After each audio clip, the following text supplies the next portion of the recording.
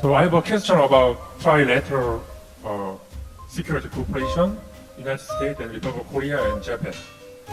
So I think this cooperation is crucial for countering North Korea threat.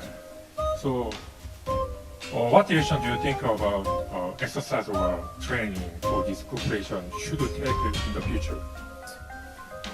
What we're able to do in a real sense, I think we show every day when we look at things like ballistic missile defense and our ballistic defense warning system.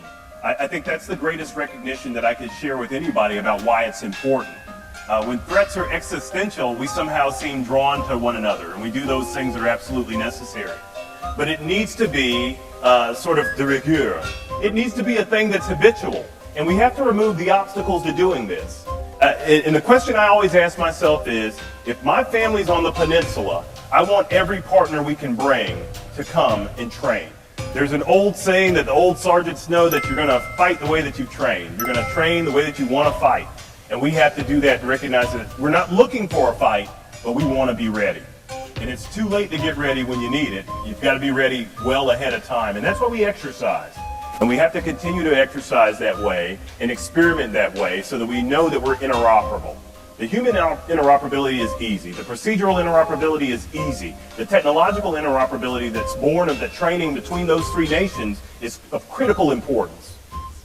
Could you share about North Korea's evolving cyber capabilities, its impact on the ROK-US collaboration environment, and the overall threat in the Pacific security? I think it's not just an impact on the Republic of Korea. I think it's an impact across the globe. North Korea just pulled off the largest cyber theft in the history, $1.5 billion. But where I'm encouraged at is we can see where that money's going and how it's getting laundered. But I think all nations have to be concerned about this now. And when we look at our own networks, I don't worry about the cyber crime and all that. I probably should. All my passwords are like, initial 1, 2, 3, 4, 5, 6, 7, 8, 9. But I think what we have to be concerned about is our warfighting networks. So that's my chief concern is if you're able to steal somebody's money that should be locked away with multi-factor authentication and all those things, how much at risk are our operational networks? I also think we have to start challenging the assumptions that say our networks are secure. And if we don't do that, we do that at our own peril. So we have to start trying to understand the points of presence on our networks. How are we moving data across? That's what I'm concerned about every day is how secure are the networks that I believe I'm going to operate off of. But we have to start red teaming ourselves before it gets bad. So while cybercrime is important, what I'm looking to do from an interagency perspective is to team with people from Treasury and others to figure out how we might apply things to protect ourselves in the Republic of Korea and bring those experts in. Like how well are our financial systems protected in the Republic of Korea? A lot of ATMs, a lot of banking institutions and things like that. So I would pull you back from just looking at the Republic of Korea and look a little bit wider. And I tell you, I think my assessment, things that I believe, things that I think, and things that I know, right, and levels of certainty, I know that our networks could be better protected. I just wondered if you could speak about how the country has grown from the support and defense by the U.S. Army and so many of the allies. It's such a flourishing country, and what your interaction is, with the people of South Korea that you're helping to defend. I would tell you my relationships there are built upon ensuring that I understand my roles.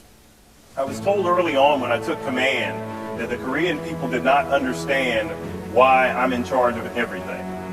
And I took that on as a personal affront. I said, you know what, I need to solve that. So I need to make sure that I'm out in the community and I'm forward-facing. Everything that I do is forward-facing. So I challenged our PAO to find ways for us to tell our story about why we're there.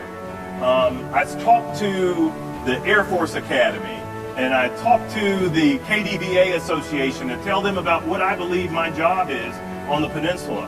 And I would even carry this across the hats that I wear, right?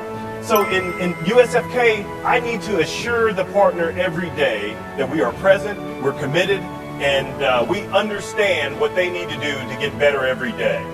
In CFC, I have to make sure that we're training the right way, and I have to sometimes go so far as to explain, here's why you're hearing explosions.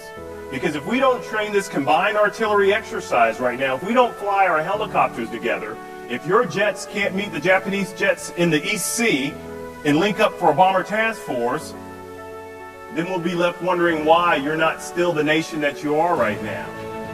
And then as the UNC commander, I have to access the will and the emotions that caused people in 1950 to send their blood and treasure, to spend blood and treasure in Korea, that the Korean nation might rise as they have now.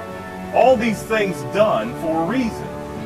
It means nothing if they don't understand that the reason why they've been able to exist is much like the people in our own nation, because of the blanket of security provided by defense. Because we're there. And that's not something that the people should bear. We have to bear that by ensuring that we're good stewards of the time that we have, that we're good stewards of the environments that we train in. And so we take great umbrage whenever a story might come out that doesn't get it quite right. And we want to not attack those stories, but we want to go out and try to explain, here's why we're doing these things in your nation. And it's important because if you look at the rise of Korea from 1950 forward, it's been impressive, but it's all been provided by Korean efforts in uniform, the United States, and then all of those UN member states who sent people in 1950 to help the